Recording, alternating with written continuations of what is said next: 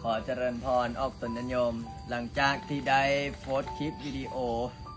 แล้วก็แจ้งไปใน Facebook ก็มีเจ้าภาพเจ้าศรัทธาก็คือโยมแม่คำเนาะ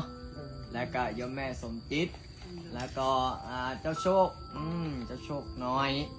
ก็เลยบอกว่าโอ้อาจารย์ขาน้อย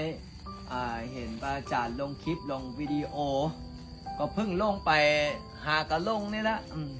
อันนี้โยมเขาก็เลยเห็นเขาก็เลยศรัทธาเพราะว่าซื้อผ้าขาว10 ชุดแล้วก็ผ้าอีวอนสีเหลืองก็10 ชุด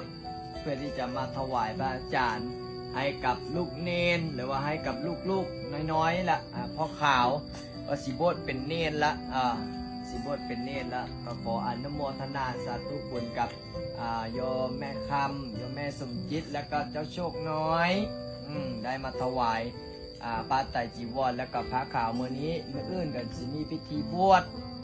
มื้ออื่นก็สิบวชให้ลูกๆน้อยๆนี่ละเพราะฉะนั้นอนุโมทนาสาธุบุญเด้อขอให้มีความสุขความเจริญสุขกายสบายใจให้มีโชคมีลาภมีสุขภาพแข็งแรงโชคดีเป็นเศรษฐีร่ำรวยด้วยเถิด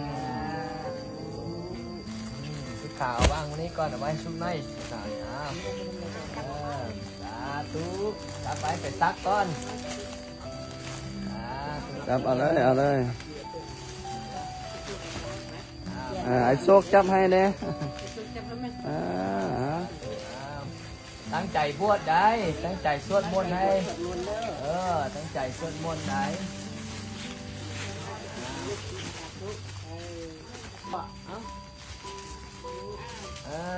ตอนนี้เราได้ผ้าไตรจีวรแล้วดีใจบ่ดีใจ